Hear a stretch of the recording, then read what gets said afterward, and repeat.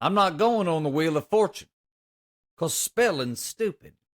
Everybody knows that. Don't act like it ain't. Anybody left on the Wheel of Fortune is one of them people that just likes for you to know they're smart for being smart's sake. We don't spell nothing no more.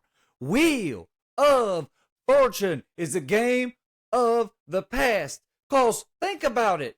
We text everything and we cut the words in pieces. We're not spelling anything. Spelling's over. I love Ryan Seacrest and all, bless his heart. I mean, he's a good fella and whatnot, but I'm just telling you, nobody wants to be spelling anything. When was the last time you went to work and got all excited because y'all were having a spelling bee? Right? I'll wait. You can look back on your calendar. Maybe the date escapes you. No, because nobody wants to spell nothing because spelling's stupid. You might as well have an algebra game show. Who the hell wants to sit on TV doing X plus Y times squared and the root of 2? Ain't nobody want to do that. That's why they don't have an algebra game show. All I'm saying is Wheel of Fortune may have outlived its usefulness. Now, as far as Jeopardy goes, it's in the same class of game shows, because any game shows you got to be smart for, that's not anything I want to get involved in. I want to be rewarded for being stupid or for knowing mundane stuff, not stuff that matters. Jeopardy screwed the pooch already. What are we doing? Plus, y'all can't even find a host. Does nobody want to host that game show? I mean, Ken Jennings, the game got ruined by him. Him and his all them partners that remember that won all that money in the last couple. I can't think of none of their names because I quit watching when they started winning. Because they messed the whole game up. Jeopardy is one of the best game shows of all time until you buffoons decided it was a good idea to skip around in the category. Who the hell thought that was a good idea? Are you numb? Does nothing work up here? Life works simple. If you start at the 200 part of the clue and you work your way down. At the $200 one, you can basically have no knowledge of the subject. Just say something that's close to it. You're probably getting $200. By the time we're at $400, it helps if you can spell the subject. You probably get that one too. Now, by the time we get to $600, you better know something about it, at least just rudimentary knowledge. You know, kind of like being a coach. So just know a little bit about it. And then by the time we get to the 2,000 number or whatever, if we're in a double Jeopardy, why, you got to know a right good a bit about it, or at least know the one title that everybody else in America knows. But when you Jack Weevils start moving around and start at the 2,000, then I don't get a chance to start at the mind-numbingly dumb ones that I know. You know, what is blue? What is blue? Thanks, that was tough. You know, colors. What is blue? Right, I got that. So I can do the easy stuff. It's the stupid hard stuff that throws me off on the Jeopardy game. I do like Jeopardy, though. But again, if y'all are looking for a host, I'm not your boy, because the words you got to say on Jeopardy, forget it. That Miami lady, she's super smart. The one that was on Big Bang Theory. Super smart. She can say all those words. She's like a neuroscientist or whatever.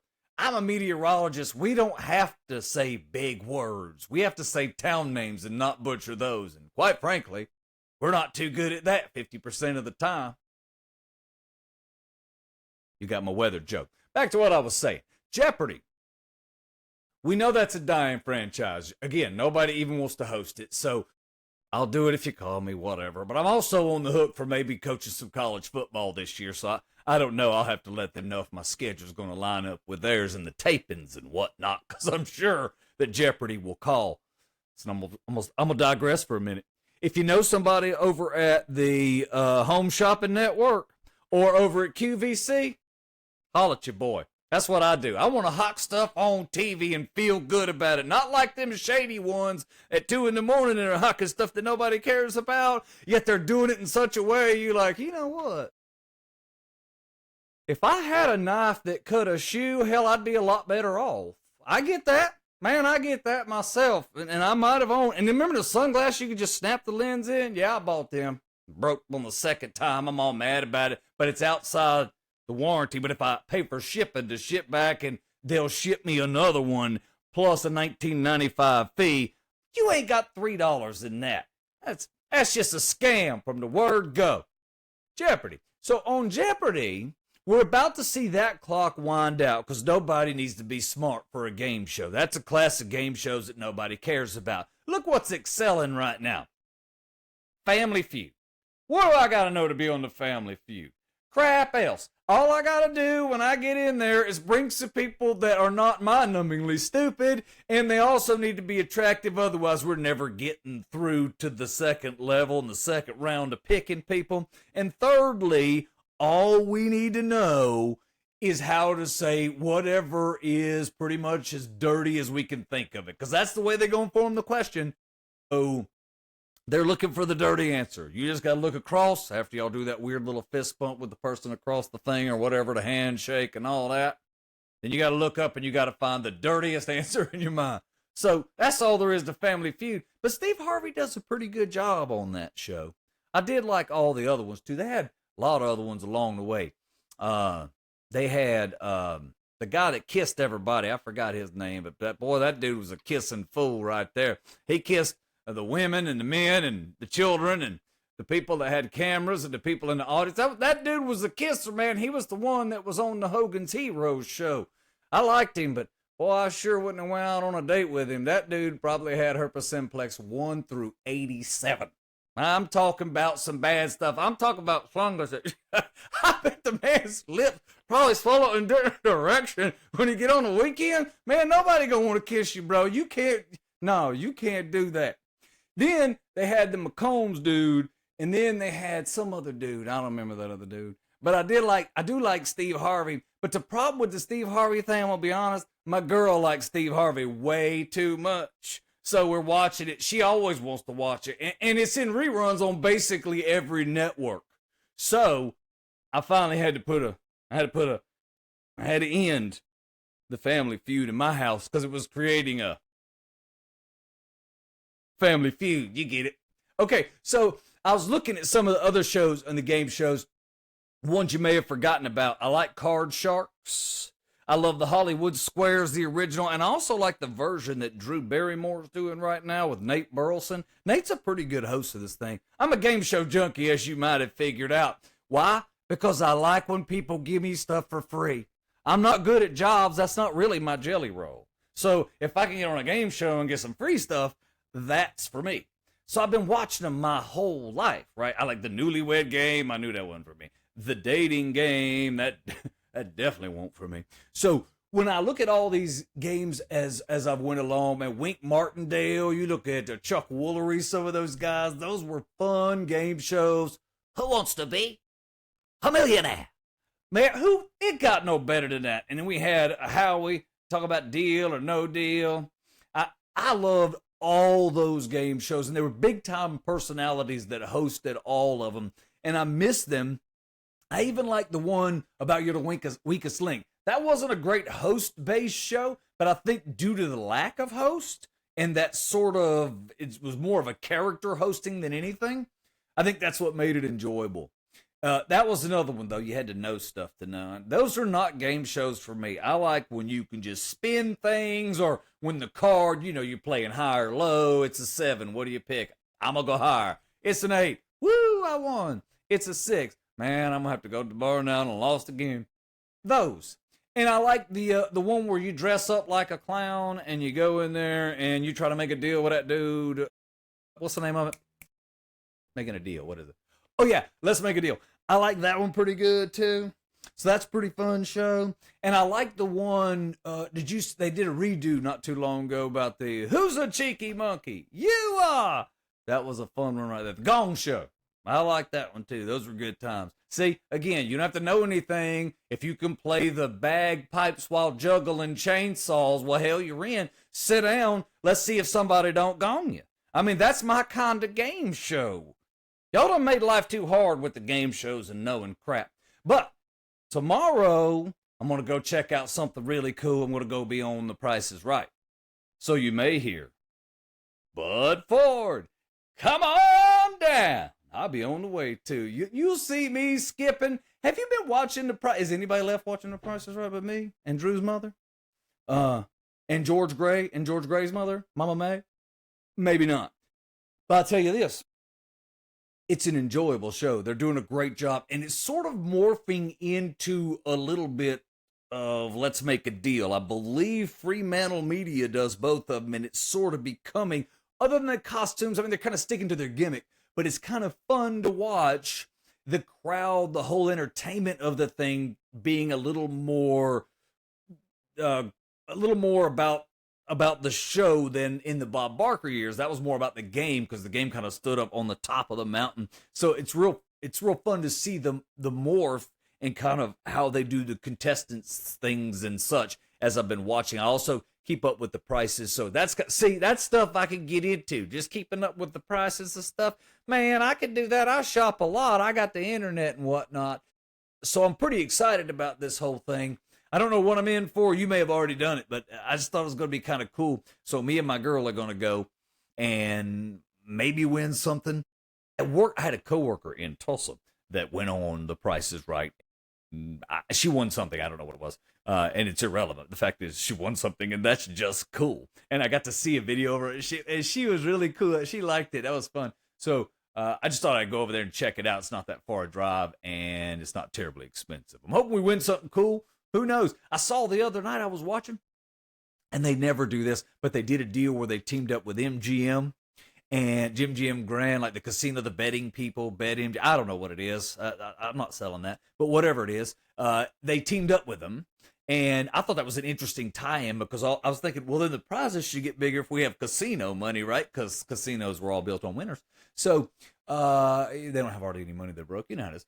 But I got to thinking the prizes should go up. And sure enough, Drew done turned around and dropped $100,000 option with 5 chances to pick up $100,000 in the same game. I had to feel like this is the first time I've seen this. They got to want a winner here. 5's a lot.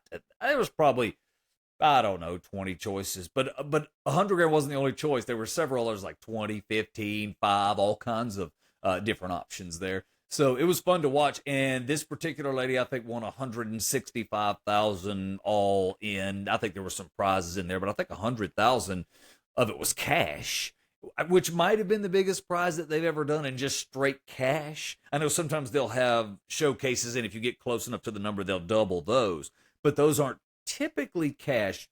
And Drew, I thought he said that, but I might have misheard it, so that's very possible. But it was a lot of money. Usually when you think about Prices Right, you think about going and you win, a really cool electric skateboard. That's your entry. That's what you bid on. You won that. And then you go up and you play for a new SUV, if you're lucky. If not, that's a chance where you get to meet all the those lovely ladies that are waiting. They stand by your new car, and everybody's all nice and whatnot, and that's fun times right there. But as sure as I get on there and I start to winning, ain't gonna be nothing but male models. That's like a number of male models. That's all it's gonna be. I'm gonna win a new car, and it's gonna be nothing but a bunch of dudes to hand me the keys. Not that I'm against dudes or whatever, but you know what I'm saying. I'm not there. I mean, that's part of it. Even Bob Barker had it. Man, that's just part of the deal. You don't got to know nothing. You need to know a few prices, and you get to meet say hello to pretty girls. That did sound shallow, didn't it? Now that I think about it, I'd like to retract that. We're going to edit that out, right? Sure we are. Okay, so it's never going to make it anyway. I'll let you know what happens with that whole thing. It ought to be a good time. I'll let you know. I don't know when I can talk about it or whatever, but wait a minute. Did anybody check to see if I could talk about it yet? Okay. We're going to definitely edit that out. Don't worry none about that. So we'll act like that didn't happen. So I'm in the middle of this interesting battle in my life that has sort of taken this weird turn. I'm a radio guy, and we're on a nationally syndicated show, ACM CMAs, and then we bounce over. I go back to television. I do media because I'm a television meteorologist. Not television meteorologist. I'm a meteorologist who worked on television. So I did a lot of weather, and that was my thing. I hosted the morning shows, and then, hosted the morning show weather, and then I would do the lifestyle show because, whatever. You have to be able to talk and not have a script in front of you. So those were pretty fun times. That's a neat business. I enjoy doing it. But then I decided to fly airplanes because, in case you haven't noticed, there's no one listening to the radio because of things like podcasting. And as far as television goes, listen, I'm in the last generation probably that cares about television. And I'm clearly only 21, so you see my point. The other thing that's happening, as radio did 10 years ago, the business model's dying. So they're not paying anyone, and they want you to do 100 more times the work. Everyone sees that AI will replace half of the newsroom very soon. In fact, we can now fake all of it. We don't need anyone, and we can control the messaging too, and we don't need humans, and that's a lot cheaper. So I can't imagine why anyone's paid in that business. Now, I'm not saying it's a bad business. I love doing it, and I love the medium, and I like the people in it. However, the business model, just unfortunately, with the attacks that it took on Google or from Google and its lack of innovation, it just wasn't able to keep up. Now, they'll have to spin it around and do something with it because we need the medium. But as far as viewership, the whole world knows that it's pretty much a dying entity. So I decided to go fly airplanes. I learned to fly airplanes. That was fun. And I'm out here in Arizona doing just that. And around the airport got here in 1941. So it's a government-owned war thing, and you got the airport built and blah, blah, blah. Okay, right? The barracks are here, the whole thing. Then they sell it to Mesa for like $1. So Mesa, Arizona buys the whole thing. They own it for $1, something like that. I may get a few facts wrong. This is more or less an opinion-based thing. So if you're waiting on me for facts, you're at the wrong place. Just let's be honest. I'm dumb as 100 chickens. So don't be waiting on me for facts. But basically, 30 years after the 1941 christening of said wartime airport, again, I could be off by a minute or two, they're going to build houses around it, like most airports. And think about the size of an airport now, because we got to think about it from both sides. If you live adjacent to an airport, first off, you're doing, and I didn't know this until I lived adjacent to an airport, you're signing paperwork that says, hey, if they land a plane in your living room and they offer you curbside pickup, you're best to take it. But you can't sue about it. So there's a couple of things. Noise.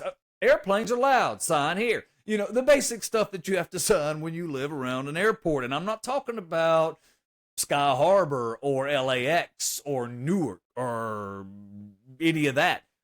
I'm talking about a tiny airport by comparison. Interestingly, though, it is tiny, but it is not super small. So let me give you some numbers here. There's some, let's say, like level 12s are the big ones. And then by the time you get to Phoenix Sky Harbor, I believe you're at a level 10 in terms of the size of airports. And this one, Falcon Field, can get, I think it now just got moved to a level 9. I was talking to one of the tower operators. So a level 9 just means is the number of takeoffs and landings that happen, right? So enough, that number, it's a pretty big airport in those regards. It's not a huge airport by any means. You're not going to see a bunch of jets coming in, but during this time of year, during the cool time of year, you'll have a lot of people flying in from all over the U.S. to play golf, because the golf here is phenomenal. You bounce into Scottsdale, you have a good time. It's a lot of fun. Now, I see a lot of people doing that, so that's very cool. Now, with that, we've got ourselves in a situation where the people around the airport are complaining about the noise. So now they're talking about wanting to charge an extra $6.50 minimum per landing and takeoff based on weight. That could be considerably more. Doesn't sound like much if you bounce into an airport on occasion, but if you have a son or daughter that's going through flight training, or you, or perhaps someone you know went through flight training or is going through flight training, when you start throwing those kinds of numbers in there, well, that significantly impacts the amount of training that's done. It's going to impact the cost. Well, how is that going to impact things? Well, what's going to happen in some of the flight schools that aren't quite as good as or well run as some of the others? Well, what's going to happen is they're not going to do as many takeoffs and landings. So who's going to lose in that? In the end, the people that fly airplanes that go on tour, that go places, when you hop on an airplane, do you want the person that's flying the aircraft to be not as well trained because they didn't get as many reps landing and takeoffs because they got too expensive? That's insanity. Are you kidding me? There's a fee for airports. I totally get it. I get that airports don't run themselves. I'm not trying to argue that. What I'm saying is, if we're busting into $10 a landing, $15 a landing, and a takeoff, what are you doing? Now you're going to put your students out. They're going to pay that fee. Flight schools are not leaving. You just allowed more flight schools to come in. So you begged them to come in so that you could raise the charges? Listen here. All I'm saying is you showed up 30 years late and you started complaining about the noise that you knew was here when you got here. So I'm telling you that the world we live in now, where every squeaky wheel gets the grease, needs to stop. Dummy, you moved in late. Are you that stupid? You showed up 30 years behind and started complaining about a noise ordinance and you signed that there was going to be noise because you moved next to an airport?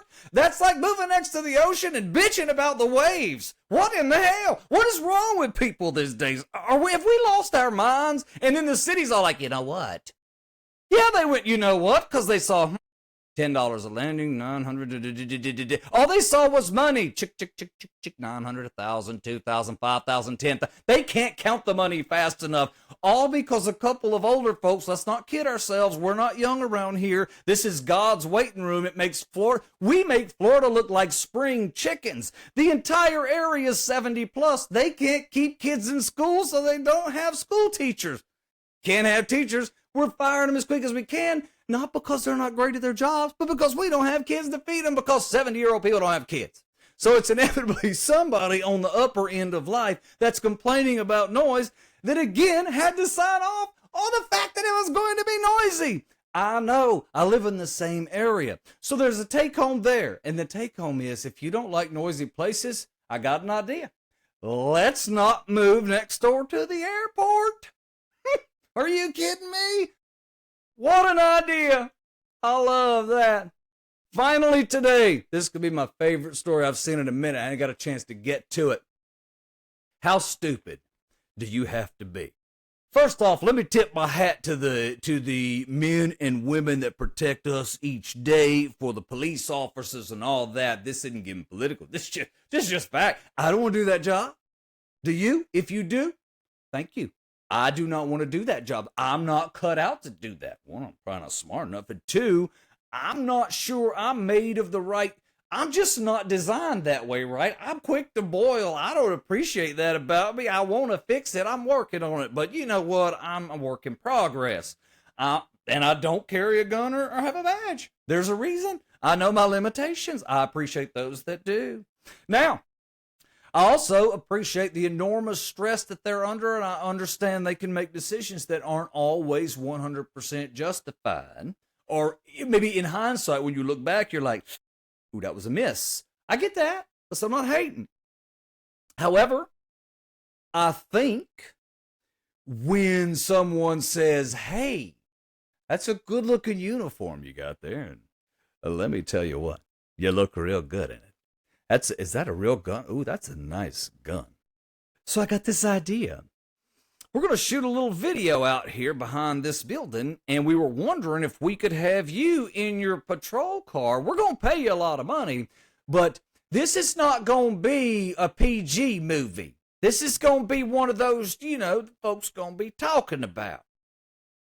And the officer was like, you know what? All I got's a coffee break right now. You know what? What the heck? Let's go on back here and get this shot, because I want to encourage tourism in the city, and I want to be a part of the future of the filmography industry right here in Nashville. Are you kidding me? He entered a best interest plea. That's the plea of, okay, I did it, but we're not going to talk about it. We're going to make like it didn't happen. And then I'm going to go serve a little time for my OnlyFans discretion. And I'm going to bounce my butt right back into law enforcement. That's what it smelled like to me. But all I can think is, brah, and if you're in law enforcement, I apologize, but I know the stress has got to be a lot. But you can't at least leave your name badge on. I mean, take that off. It didn't take them 5 minutes to figure out who you were. You left your badge on. The number's on it, dumbass. I mean, at some point, we got to wise up a little bit. If we want to be OnlyFans stars and we still want to be police officers, I'm sure there's ways we could, have a checkup from the neck up. Maybe they put a pillow over your face. I don't know what they do on the OnlyFans. I'm no charter member. Not on my budget. It's expensive to be on there. I mean, how would I know? I don't know. I'm just saying, as a police officer, again, I respect your stress, but sir, take off your name badge. Listen, community service is one thing. Community service with a subscription fee, bruh, that is something totally different. Thanks for coming along for the ride today. Have a great day.